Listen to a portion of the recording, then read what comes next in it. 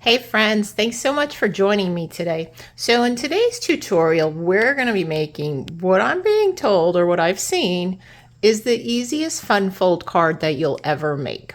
We'll see. Anyway, I shared this recently with my mystery stamping girls, and they said it wasn't the easiest, but I don't know. It took me about 5 minutes to make it, and then, another half hour to decide what stamps and which DSP to use, because that's really what takes the longest as far as I'm concerned. So today's designer series paper is this beautiful Need for Tweed designer series paper, and what really caught my eye with this one is this particular sheet. It's got the back side and the front side, so it really reminded me of Christmas colors. So that's why I purchased it. And it's perfect for men, for women, for any occasion. So we're going to be using actually these sheets, right? No. Where's my samples? Okay, here we go. I cut them up already, so I've been doing that more often, and I like to put them in these little sleeves, which I got from Stamp & Storage. But we have the A side and then the B side, but we're going to be using this side today. Another piece of designer series paper. And for all the measurements, I've been typically not giving out the measurements, because if you're part of my newsletter, you'll get them on Wednesday. And if you're not, please be sure to subscribe, where I share the tutorials on the Wednesday following my video. And I also share any Stampin' Up! News that maybe you haven't heard about. So, and we have another piece of, this is cardstock, and I'm using the two-tone cardstock. I don't know if it's going to pick up. You can kind of see the difference in color, right? So I thought that would look kind of cool. And then our card base is just a sheet of 4 1/4 by 5 1/2 basic black. And then I have a piece of basic white cardstock that I'm going to be using to punch out my circle. So let's put these aside. I already have my other pieces cut out, so we don't need that. And I am only using one stamp set, and it's called Jolly Holly. I think this was in the July online exclusives, and I haven't had a chance to use it. But I said, you know what? Why don't I start making Christmas cards, because you can never have those too many too late, right? We don't want to wait till the last minute. So I've already taken out the stamps that I'm using. I'm going to use Merry Christmas, the holly, and then this pretty leaf image there. And I love this sentiment. May the spirit of the season bring you hope, happiness, and love. Isn't that really pretty? I really thought that that would be perfect for a Christmas sentiment. So we're going to be using that one. And as I mentioned, I am using a circle punch, and this is the 2 3/8 inch circle punch, which I really don't use very much, but we'll be using that. All right, so let us get started with our card. And you know what I'm going to start doing first? I think, because I want this to dry, because I am using colored pencils, so I'm going to do a little stamping first. How's that? How about we start right away with some stamping? Get a piece of scrap paper over that. Nice loved piece of scrap paper. Actually, that's not the one I want. I want this one, because we're going to be cutting the circle out of this one. And then I need my Versamark. And I've been doing this with all of my stamping lately. I first ink them with Versamark, and then I go to whether I'm using a color or Memento black, and I find that I get a nice crisp image. And also, oh shoot, did you see what I just did?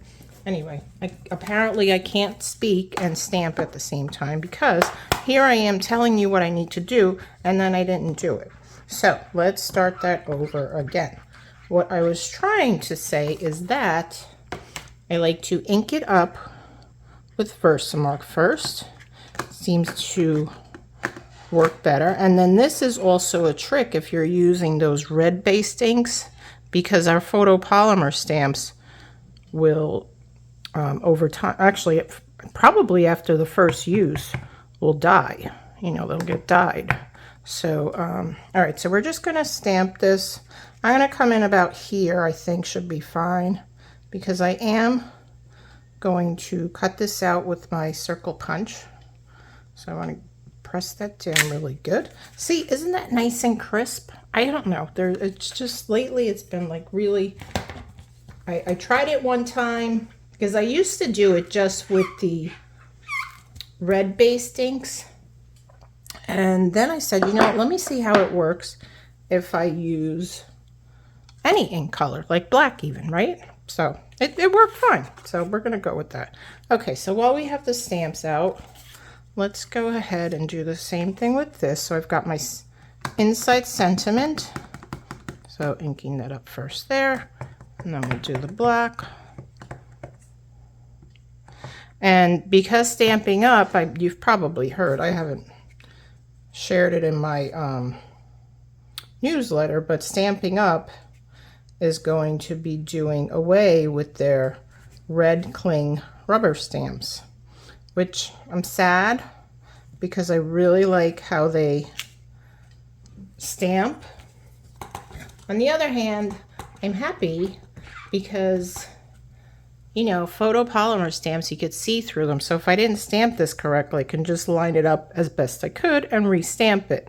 Can't do that with the cling rubber stamps. And the other nice thing is they take up a lot less space. So that is so cool, right? That in itself is so cool. I think I'm done with the black, yes. So we can put this away. Okay, then I'm going to take my old olive. And this will be for the leaves. So I'm going to ink it up with my Versamark first. Then we're going to just stamp one about here. Okay, I'll clean it off because we don't want to do the Versamark in green. And again, this is optional, I mean, but I don't know. I've seen that it's, with the photopolymer stamps, it just seems to give better coverage like that. So I just think it looks much crisper. And, you know, we all like crisp, right? Okay, so we're done with all the stamping. So I'm going to let this Merry Christmas dry before I do anything with it. Let me move everything else out of the way because we don't need that. And we're done with that mat. Okay, so let's close this up. All right, so we can start putting this card together. I've got most of my pieces done. I'm waiting for this one to dry, so we'll keep that aside. So let's see. This piece here is scored, and I think it's scored at 1 3/4 is what the measurement was. But again, for the complete details and measurements, please be sure to subscribe to my newsletter if you haven't already, and I'll have it all on that. All right, and let's fold this piece up. Oh, it looks like I did not. Either I didn't score it correctly or I didn't cut it correctly. So let's take one of these pieces. Let's see how that fits. Well, that looks good. This one looks a little bit bigger. Is that going to bother me? You know what? I'm not going to let it bother me. All right, we're just going to leave it like that. But I probably just scored it a hair off, it looks like. Which happens. Okay, so I just want to make sure that this piece is on the bottom and the bigger side goes on top. I see that I didn't line them up very good. All right, there we go. Okay, so let's put this on the front. That's going to go right here. And this tweed paper is really nice because you don't have to worry about the direction. Sometimes I struggle with figuring out, you know, especially with like flowers and maybe leaves. Sometimes those directions kind of like just get me.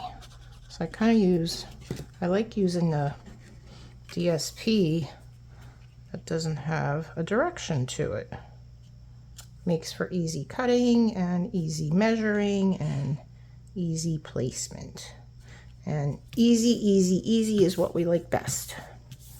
All right, so that is that. And then this question is, put that here and then this over here. I think that's what I'll do. Okay, so this is the part that we're not going to sign our name on. And of course, if that piece that I'm going to put down on the left is too small to, maybe you want to write more of a message, you can always add a piece of 4" by 5 1/4 to the back of the cardstock. You can put that there because the rest of it's going on the front. So you can put that there and just add more of a message. It's definitely an option. But I think for me, I don't write too much.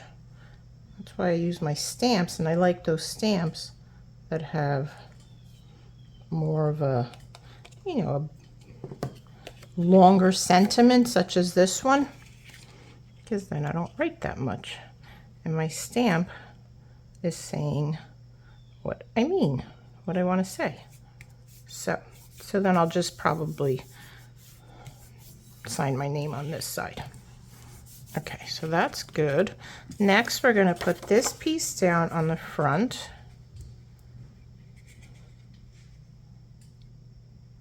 So as I said, this card really does come together quite quickly, and you can make lots of these at one time. So it's perfect for making multiple Christmas cards, and it doesn't have to be Christmas. I mean, like, these could be birthday, all you need to do is change up the sentiments, change up maybe the color of the paper, although this, is not really Christmassy, and technically this doesn't have to be Christmas. I mean, who says red and green is all about Christmas, right? All right, so we're going to add a little bit of glue here. I'm going to adhere this down. And that other piece should be ready for me to punch it out. So I'm going to just center this. I'm looking for equal spacing, top, bottom, left, and right. So. And then when you open it, go like that. So how cool is that? All right, so let me close up my glue. All right, I think this should be dry now. So I'm going to start, I'm using my colored pencils. I have Old Olive. I'm just going to add a little bit of color on the leaves.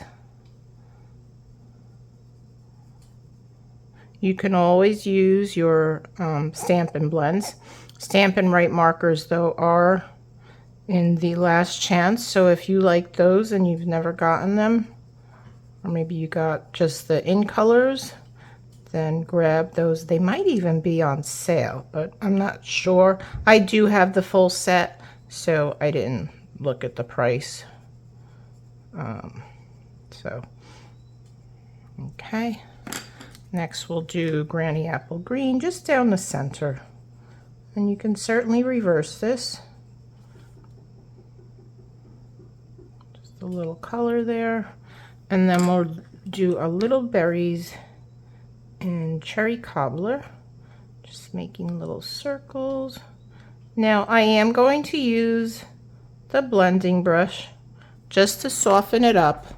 But this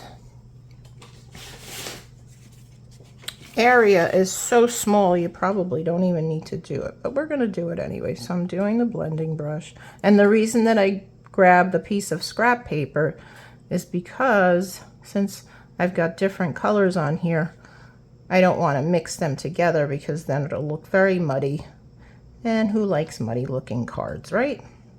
I certainly don't. So I'm just going to wipe that off, get the green off. It is stained. You can see that it's a little stained, but that doesn't, it's from something else. Okay, then we're going to go in here in the Granny Apple Green. Again, I'm just taking off the excess color, and then we're gonna do the Cherry Cobbler. And see how that just softens it up? Hang on, I'll bring it up in just a second. Let me just wipe that off. So it softened it up quite a bit. See, now you don't see those harsh lines. All right, so now we're going to use our 2 3/8 punch to punch this out. So I'm gonna flip my punch over. I'm just gonna slide this in, and then we're gonna look for fairly equal spacing on all sides. So, punch that out.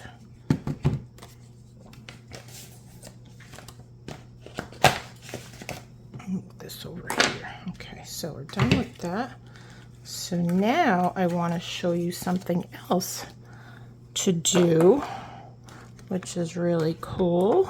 So what I want to do is I want to add a little bit of gold embossing to the edge of this. I just think it'll bring it out because it's kind of a little naked. I could just dip it in the old olive ink, but I thought this looked so much nicer. So I'm going to take my Versamark, and I'm just going to, you know how I add color to the edge? I'm just going to kind of like drag this in the Versamark so that it gets that sticky glue on it, and then it will adhere my embossing powder. So let's see how that turned out. And we'll add our embossing powder to this. I don't remember how high I went.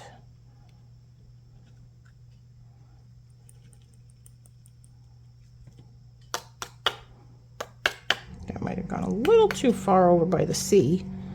I didn't want it to go that far. So I might just use my,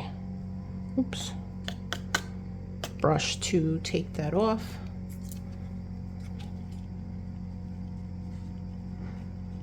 And if you get a little too much on, you can use a dry paintbrush and just kind of sweep it off, right?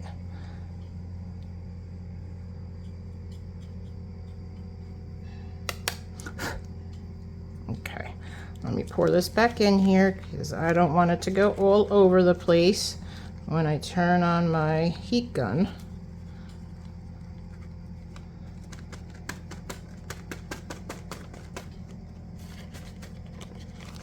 Okay, close that up, and let me get my heat gun, my heat tool, excuse me, and let that heat up a bit. Try not to knock everything off my table. All right, here we go.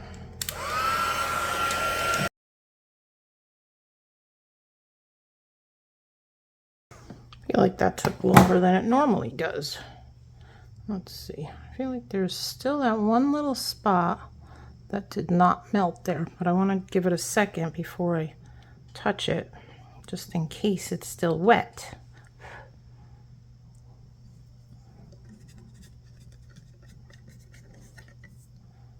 Let me brush that off with the paintbrush.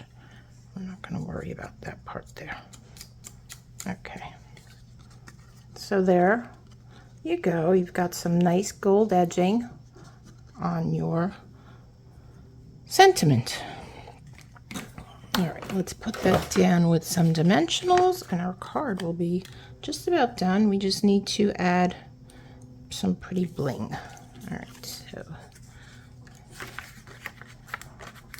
this one up just a little bit. Okay.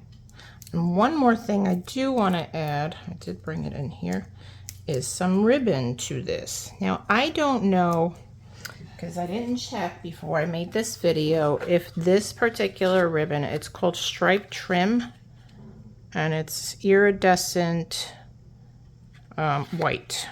I don't know if this is still available. So, I'm sure that you have some sort of ribbon in your stash. It doesn't have to be this one. And let's see, we're going to go, I think about here. Can always trim it, right? Okay, so we're gonna close that. We're gonna position our ribbon. So it's like this, okay? I love doing this because I don't have to tie it. And then we're just gonna add this to the front. And it should stick, even though the ribbon's there. Close this up a little bit. I made the ribbon just a little too big, but all right, we're going with it. It's okay. It's okay. Then let's add some of these sequins, the neutral adhesive back sequins. These are wonderful sequins. I think we're going to put them in gold. And the reason I like these is because they're nice and flat and will go through the mail without any issues. Plus, it doesn't add extra weight to your card. So these are a great addition, and I believe these are still available. If not, again, I'm sorry. You know, sometimes I grab things and I forget to look. So friends, there's your card. What do you think? Was it the easiest fun fold? I mean, you know, obviously some things take longer for me, but I think it was pretty easy. And here's my sample. So this was my sample that I put together first, and I wrote back on the back here all the information for my cutting and all that. So friends, thanks again for stopping by, for liking my video, for commenting. I appreciate it. And if you're not a subscriber, please be sure to hit that subscribe button so that you're notified each time I upload a new video. Friends, thanks so much again for watching. I'll see you on Friday with your next Friday tip. Bye-bye.